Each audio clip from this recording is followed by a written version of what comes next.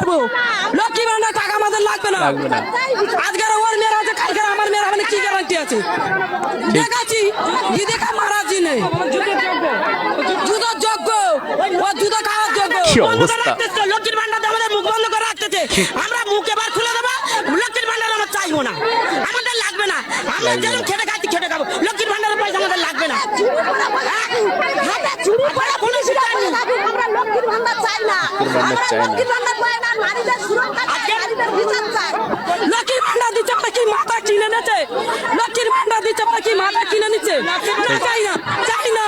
1000 টাকা যিনি আজকে লাগবে না, লাগবে না। ওর মতন লাগবে না। দিদিকে জুতার বাড়ি করবো, দিদিকে জুতার বাড়ি করবো। ছি ছি ছি ছি ছি, কি বললো এ? অ্যাকচুয়ালি যে ভিডিওটা দেখছিলেন এটা হচ্ছে আমাদের পশ্চিমবঙ্গের একজন মহিলা। সে কিনা বলছে দিদিকে ওইটা দিয়ে মারবে, যেটা আমি উচ্চারণ করতে পারবো না ভাই, কারণ আমি উচ্চারণ করলে প্রবলেম, তারা উচ্চারণ করলে প্রবলেম না, ঠিক আছে?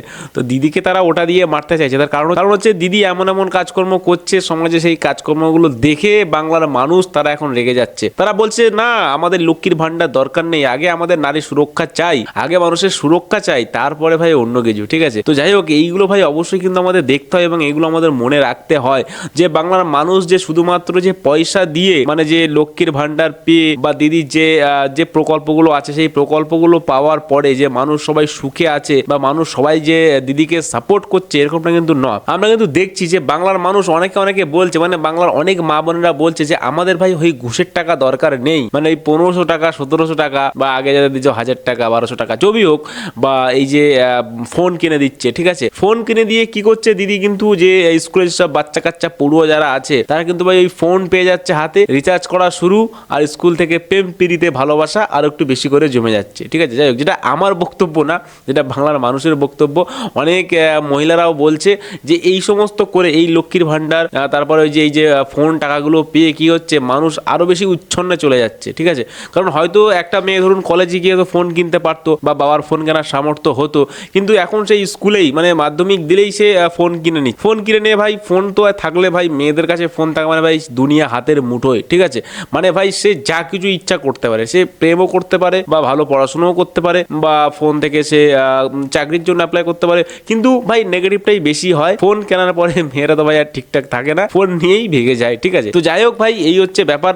তো এই জন্যে কিন্তু আজকে বাংলার মা বোনেরা রেগে যাচ্ছে এবং আমরা অনেকগুলো রেপ কেস দেখেছি যেখানে কিন্তু ভাই আমাদের মাননীয়া সে কিন্তু ডিরেক্টলি সেখানে হস্তক্ষেপ করছে না এবং সেই কেসগুলোর ভাই কিন্তু উদ্ঘাটন হচ্ছে না, বা সেই কেসগুলো যারা শাস্তি পাওয়ার যোগ্য বা যাদের শাস্তি হওয়া দরকার তারা কিন্তু ভাই শাস্তি পাচ্ছে না। তো সেই জন্য আজকে বাংলার মা বোনেরাও রেগে গেছে, তারা কিন্তু ভাই বলছে যে না, দিদিকে আমরা ওটা দিয়ে মারবো, দিদিকে আমরা ওটা দিয়ে মারতে চাই, কারণ দিদি আমাদের এই সমস্ত কাজগুলো করাচ্ছে। যাই হোক ভাই, দিদির উপরে কেন তো রাগ আমি জানি না বাংলার মহিলাদের, কারণ দিদি তো বাংলার মহিলাদের জন্য এত কিছু করছে, ঠিক আছে? তো আমি আরো ভিডিও আপনাদেরকে দেখাবো, যেই ভিডিওগুলো দেখলে বুঝতে পারবেন যে আজকে বাংলার আমাদের মুখ্যমন্ত্রীর কি অবস্থা। আমাদের দিদি দিল্লিতে গিয়েছিল, দিল্লিতে যাওয়ার পরে সেখানকার মানুষ কি স্লোগান দিয়েছে একবার শুনুন আপনারা।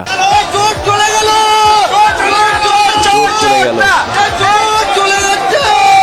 আর দিদি হাত জোর করছে, হাত জোর করছে।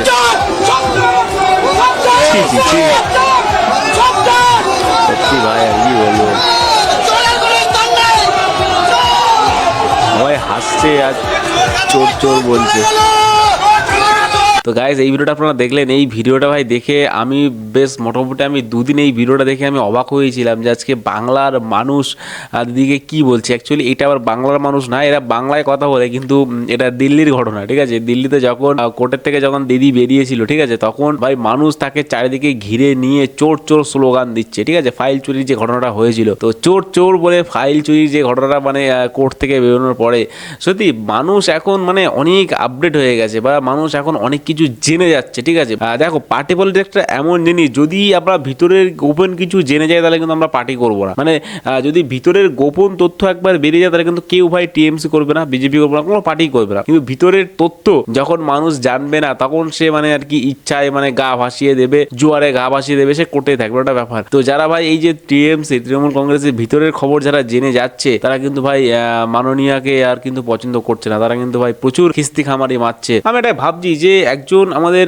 বাংলার মুখ্যমন্ত্রী, তাকে কিনা ভাই চোর স্লোগান দেওয়া হচ্ছে। ছি ছি ছি ছি ছি ভাই, এটা ভাই বরদাস্ত করা যায় না। আর এটা আমি সেই সমস্ত মানুষদেরকে বলবো যে আপনারা এইভাবে কাউকে অপমান করবেন না, কারণ একজন মহিলাকে এই রকম অপবাদ দেওয়া মানে তো ভাই খুব একটা বাজে জিনিস। এবারে যদি সেই মহিলা সেটাকে যদি গায়ে মাখে তো ভালো, আর যদি না মাখে তাহলে ভাই কিছু করার নেই। আর আমাদের বাংলার মুখ্যমন্ত্রী অবশ্যই ভালো, যথেষ্ট ভালো কাজ করেছে, মেয়েদের জন্য করেছে এবং ছেলেদের জন্য করেছে। আমাদের একটা পরিযায়ী শ্রমিকের জন্য করেছিল, কিন্তু সে টাকা তো আমি পাইনি, জানি না কে পেয়েছে, অবশ্যই কমেন্ট করে বলবেন। তারপরে এবার আবার সে কি যুবশ্রী একটা হয়েছিল, সে টাকাও তো আমি পাইনি, জানি না আপনারা কে পেয়েছেন, আমি জানি না, হয়তো অনেকে পেয়েছে বা হয়তো অনেকে পাইনি। তারপরে এবার যেটা হলো বেকার ভাতা, ভাই বেকার ভাতা ফর্মটাও ফিল আপ করেছি, আমি তো কিছু পাইনি, মানে এই রিসেন্টলি করলাম, ঠিক আছে। তো আপনারা হয়তো অনেকেই করেছেন, এবার আপনারা দেখবেন যে সেটা পাবেন কিনা, ঠিক আছে। ভাই ছেলেদের যত প্রকল্প, সেই প্রকল্পগুলোই আমি তো ভাই দেখছি যে না কোনো টাকা আসছে না, মানে ভাই দিচ্ছে কি দিচ্ছে না সেটা আমি জানি না, বা সেই প্রকল্পগুলো চালু হচ্ছে না। আমি যুবশ্রী চালু হলো 2014 সালে না 15 সালে না 16-17 সালের ওটা হবে, তো যুবশ্রী চালু হলো, কিন্তু ভাই সেটা বন্ধ হয়ে গেল, মানে কোনো টাকা পয়সা কিচ্ছু হলো না, ঠিক আছে। তারপরে আবার একটা আসলো যে পরিযায়ী শ্রমিকদের, ঠিক আছে, এটা এই 2025-এর ঘটনা। 2025-এ যারা পরিযায়ী শ্রমিক আছে, এই পরিযায়ী শ্রমিকদেরকে বললো যে না আপনারা বাইরে কাজে যাবেন না, মানে আপনার বাংলার বাইরে কাজে যাবেন না, আপনারা বাংলাতে থাকুন, আপনাদের প্রত্যেক মাসে 3000 টাকা না 5000 টাকা দেওয়া হবে বললো। সেটাও ভাই আমি ফর্ম ফিল আপ করলাম, সেখানেও তো ভাই আমি টাকা পাইনি, মানে শুধু আমি বলি না, আর অনেকেই টাকা পাইনি যারা পরিযায়ী শ্রমিক ছিল। আমিও ভাই ছিলাম পরিযায়ী শ্রমিক, কিন্তু আমি এখন আর বাইরে যাই না, এখন আমি বাড়িতেই থাকি। তো যাই হোক ভাই, তারপরে আবার এই বেকার ভাতা করলাম, এই বেকার ভাতা ভাই পাবো বলা আমি জানি না, হয়তো পাবো না, ঠিক আছে। যাই হোক ভাই, এরকম ঘটনা ভাই অনেক আছে যে আমাদের দিদি কিন্তু চেষ্টা করছে আমাদের দেবার, হয়তো সেইগুলো হয়তো আমাদের কাজ পর্যন্ত পৌঁছাচ্ছে না। কিন্তু আমি একটা আপনাদের ইন্টারেস্টিং ভিডিও দেখাবো, যে ভিডিওটা দেখলে আপনারা অবাক হয়ে যাবেন যে আমাদের বাংলার মুখ্যমন্ত্রী আমাদের দিদি কত রকমের মন্ত্র বলে, সেই মন্ত্রগুলো ভুল, ঠিক আছে। এই ভিডিওটা আর কি আমি এক জায়গায় কালেকশন করেছি, রিভাবিক বাংলা থেকে কালেকশন করেছি, চলুন আমি দেখাই সেই ভিডিওটা। মা দুর্গা, মা কালী, জয় বজরং বলি, ওম নমঃ শিবায়, গণপতি বাবা মৌরিয়া, বিশালাক্ষী, বিষ্ণু মাতা, রক্ষা কালী, জয় মাতা দি, সন্তোষী মাতা, ওম জয়ন্তী মঙ্গলা কালী, ভদ্র কালী, কপালিনী, দুর্গা শিবা ক্ষমা ধাত্রী সাহা সদা নমস্তুতে, মধুকৈটব বিদ্যাপি বিধাত্রী বড়দে নমো, রূপং দেহি জয়ং দেহি যশ দেহি দিশো জয়ী, সব ভুলে মহিষাসুর নির্নাশ বিধাত্রী বড়দে নমো, সমস্ত মন্ত্র রূপং বললে দেহি মানুষ তো জয়ং এমনি খেপে দেহি যাবে। যশ দেহি দিশো জয়ী, বন্দিতাগ্নি যুগে দেবী সর্ব সৌভাগ্য দায়িনী, রূপং দেহি জয়ং দেহি যশ দেহি দিশো জয়ী। ওটা আসছে, ওটা আসছে, আচ্ছা সব মন্ত্রই জানে। মধু বন্দিতাগ্নি যুগে দেবী সর্ব সৌভাগ্য দায়িনী, কি অবস্থা, চণ্ড মুন্ড বোধে দেবী, কালী কপালিনী, দুর্গা শিবা ক্ষমা ধাত্রী সাহা সদা নমস্তুতে, আচ্ছা মধুকৈটব বিদ্যা ভুলে গেল, কি হয় যে ভুলে যাচ্ছে, মধুকৈটব বিদ্যা বিধাত্রী বড়দে না দেবী চরাচর সারে, কুচশিষ ভূত মুক্তাহারে, আরে ঠিক বিনা পুস্তক রঞ্জিত হস্তে, ঠিক সরস্বতী তবে বিনা রঞ্জিত মহাভাগে, বিদ্যা কমলা লোচনে, বিশ্বরূপে বিশালাক্ষী, সরস্বত্যই নমো নমো। হে ভগবান, তাহলে আপনারা বলুন যে মানুষ কেন বা রাখবে না, ঠিক আছে, আমাদের বাংলার মানুষ কেন রেগে যাবে না, কেন ওনাকে ওটার বাড়ি মারতে যাবে না। আজকে উনি আমাদের হিন্দু ধর্মের যত দেবদেবীর মন্ত্র আছে সব ভুল বলছে, সব ভুল। সরস্বতী ঠাকুরের মন্ত্র ভুল বললো, মা কালীর মন্ত্র ভুল বললো, দেবী বন্দনা মন্ত্র ভুল বললো, মানে ভাই সব মন্ত্র ভুল বলছে। তাহলে এই মন্ত্র যদি এত ভুল বলে, তাহলে বাংলার মানুষ তাকে কি করে এত ভালোবাসবে। দেখুন আমি মন্ত্র জানি না, তাহলে আমি মন্ত্র বলবো না, ঠিক আছে। আমি যেটা জানি না সেটা নিয়ে আমি কোনো বক্তব্য দেবো না, বা সেটা নিয়ে আমার কথা বলার কোনো মানে হয় না। আমি মাননীয়াকে এটাই বলতে চাইছি, আপনি যেটা পারবেন না সেটা আপনি কেনই বা বলতে চাইছেন বাংলা মানুষের কাছে, সেগুলো তো বলা উচিত না। কাজেই বাংলা মানুষের কাছে একটা ভুল মেসেজ যাবে যে না আমাদের দিদি এই সমস্ত কারবার করে বা এই সমস্ত বাজে কথা বলে। কিন্তু হ্যাঁ, একটা ভিডিও আপনাদেরকে দেখাবো, যে ভিডিও যদি আপনারা দেখেন যে মুসলিমদের লা ইলাহা ইল্লাল্লাহ আল্লাহ কি একটা আছে, তো সে এই যে আল্লাহ আল্লাহ তা এইটা কিন্তু ঠিক বলবে, ঠিক আছে। চলুন এই ভিডিও আমি দেখাই, এই ভিডিওটা দেখানো দরকার আপনাদেরকে, ওই ভিডিওটা দেখলে আপনারা বুঝতে পারবেন যে আমাদের মাননীয়া কিন্তু ভাই ওইটা কিন্তু ঠিকঠাক পারে, ঠিক আছে। চলুন আমি দেখাচ্ছি ভিডিওটা। ইনশাআল্লাহ আল্লাহ তাআলা সকলকে ভালো রাখো, একদম লা ইলাহা ইল্লাল্লাহ মুহাম্মদ রাসূলুল্লাহ, মুহাম্মদ লা ইলাহা ইল্লাল্লাহ মুহাম্মদ রাসূলুল্লাহ, লা ইলাহা ইল্লাল্লাহ মুহাম্মদ রাসূলুল্লাহ। ঠিক। সকলকে দোয়া করো আল্লাহ, সকলকে ভালো রেখো আল্লাহ। আমার ইমাম সাহেবের একটা ছোট্ট প্রশ্ন আছে, আমি অজ্ঞ, আমি জানি না, উনি শূন্য বিসমিল্লাহির রহমানির রহিম দিয়ে শুরু করলেন, ইন দ্য নেম অফ আল্লাহ। ইমাম সাহেব লা ইলাহা ইল্লাল্লাহ মানে কি ইমাম সাহেব? আমি জানতে চাই জাস্ট আউট অফ কিউরিওসিটি। আপনি যেটা আমাকে জিজ্ঞাসা করলেন যে লা ইলাহা ইল্লাল্লাহ মানেটা কি? এর মানে হচ্ছে মহান স্রষ্টা ব্যতীত অন্য কোনো উপাস্য না। মহান স্রষ্টা ব্যতীত অন্য কোনো উপাস্য না। মহান স্রষ্টা ব্যতীত অন্য কোনো উপাস্য না। এক্স্যাক্টলি মানে আমার মুখ্যমন্ত্রীর প্রতি আমি শ্রদ্ধাশীল। আমার মুখ্যমন্ত্রী তো একদম মানে রাজ্যের মুখ্যমন্ত্রী, হিন্দুদের বা মুসলমানের মুখ্যমন্ত্রী তো নয়। যখন দাঁড়িয়ে বলে মানে লা ইলাহা ইল্লাল্লাহ but there is no god except Allah, তখন তো গায়ে লাগবে সুমনদা। দেখো আমি যে কথাটা বলছিলাম যে যখন বলে লা ইলাহা ইল্লাল্লাহ, ঠিক আছে, যখন বলে যে the god is not except for any Allah, ঠিক আছে, তো সেটাই হচ্ছে মেন ফ্যাক্ট যে আজকে আমাদের হিন্দুদের সমস্ত মন্ত্র, গায়ত্রী মন্ত্র, দেবী মন্ত্র, তারপরে আমাদের সরস্বতী ঠাকুরের মন্ত্র, তারপরে দেবী বন্দনা মন্ত্র সব ভুল বলছে, ঠিক আছে, সব ভুল বলছে।